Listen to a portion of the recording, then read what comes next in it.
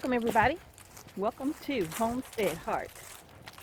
And today I am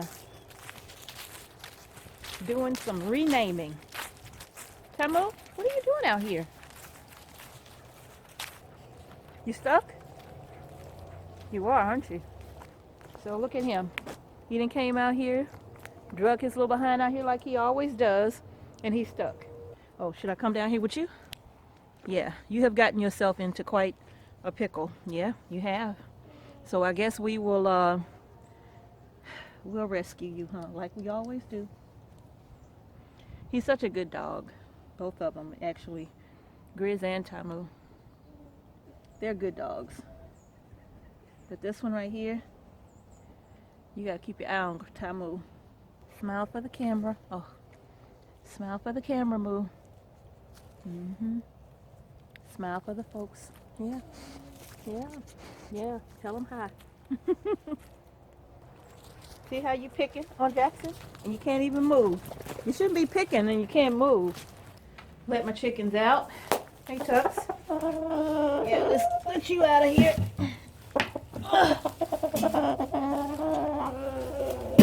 This cinder block seems to be a lot heavier than the rest of them. Alright, y'all are free. But I'm going to show y'all something. I don't have any eggs this morning. This is one of them that never comes inside, hardly ever. Her too. But I'm going to show y'all why. So you all, these roosters and hens, these are some troopers.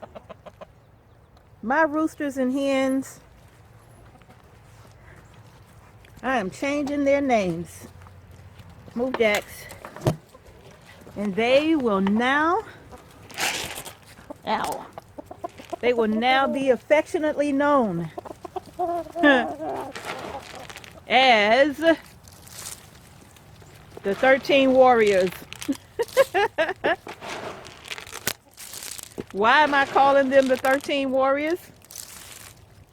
Jax, come out of here.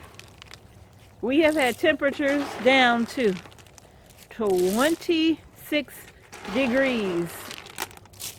And no matter how cold it is, they like to sleep outside. They do not care to go inside of their shelter there to get out of the cold. They don't care about that at all. They will all stay right out here and roost in these trees. They love it. Come on, Jax. So as cold as it is, these are the 13 Warriors. I know some of you may know where I got that from. It's from one of my favorite movies from way back in the day with Antonio Banderas. One of my favorite movies. But those are my 13 Warriors right there. They impress me every single time. Alright, you all. It's been so bone-chilling cold that I have not done anything out here when it comes to this chicken coop. Sorry about the camera moving like this, but it's been so cold that I haven't done anything to this chicken coop. As you can see, we've had temperatures down in the 30s for quite some time. It's just been much too cold for me to come out here and try to do this, you know. But in any case, all this week we're supposed to have temps in the 50s. Oh, and by the way, no rain either. So no freezing temperatures, no more rain. As you can see, it's still kind of wet because we did have some rain to go along with these cold temperatures.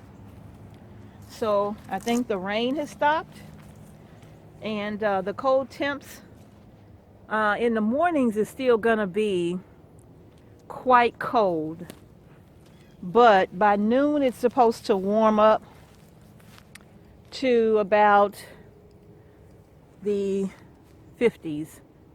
But I'm hoping that in a few hours it'll be warm enough for me to be out here and start working on getting the trusses cut and getting my ridge board set to get up there as well.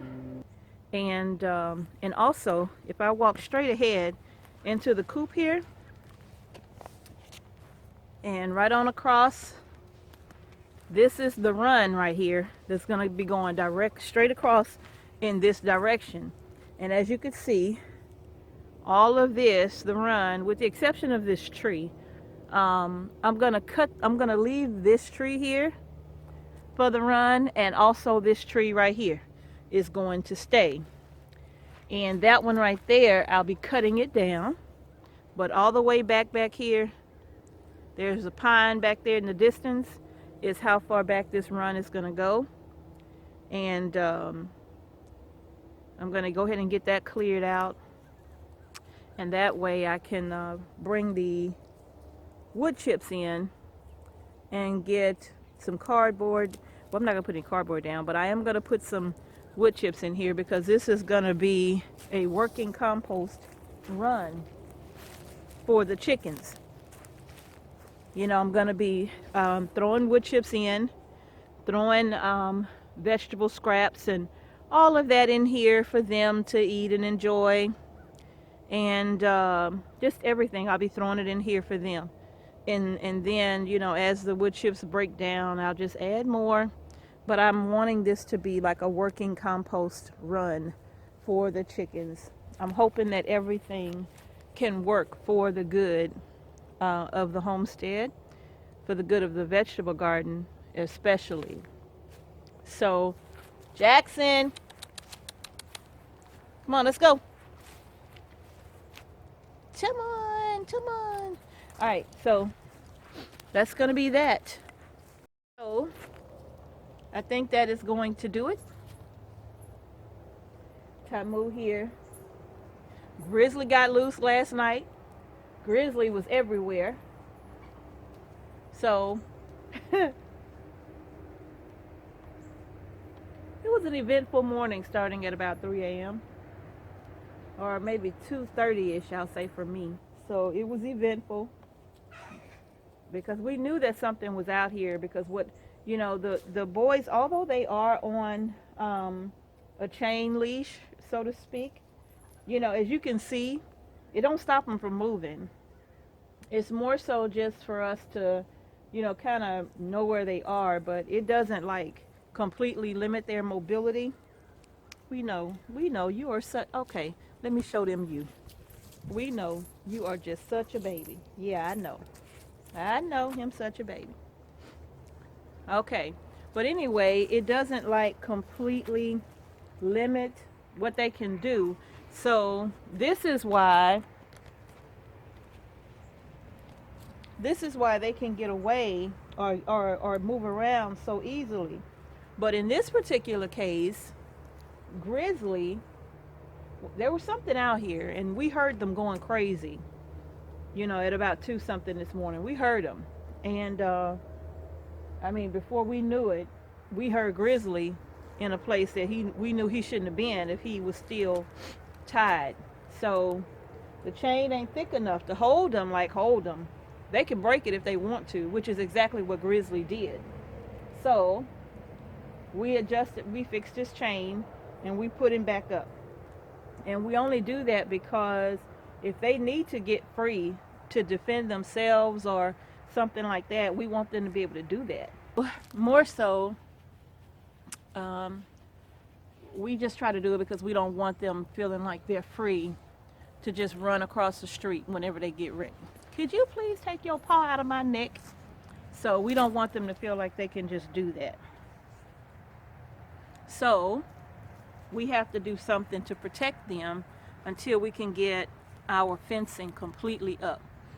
So this guy right here, and both of them, Grizzly and Tamu, we do all we can to keep them safe. All we can think of until we can get that fence, because we have a, oh, thanks, you saved me from falling. And although we have a fence line on one side, when they want to get through, they get through. They get through.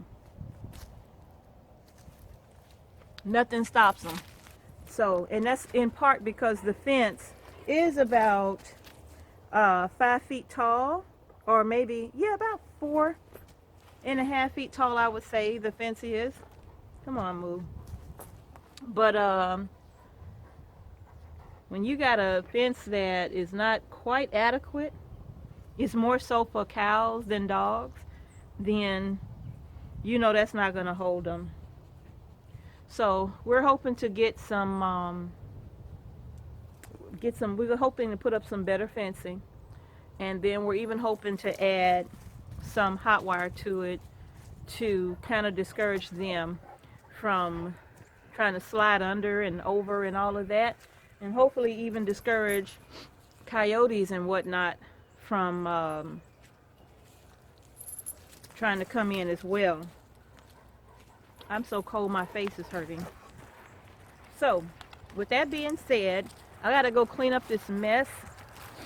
I don't know what it was, but it made a mess in the front of my house with, it literally knocked over the trash can, ripped the trash bags. I mean, there's stuff everywhere in my front yard. And I'm thinking that that's what Grizz and Tamu was trying to get at, because, I mean, they were trying to get at it, whatever it was. So it could have been a raccoon. You know, they love to make that kind of mischief. So, in any case, that is going to do it for today. I do want to take an opportunity to say thank you to all of our new subscribers. Look at this mess. All of our existing subscribers and everybody that will be subscribing today and in the near future. We truly, truly, truly appreciate all of your support. We really do. We really do. So thank you all so much again. Thank you very much. And thank you for watching us here today at Homestead Heart. Got a lot of work to do on the homestead. I just don't know where to begin. So peace and blessings to each and every last one of you.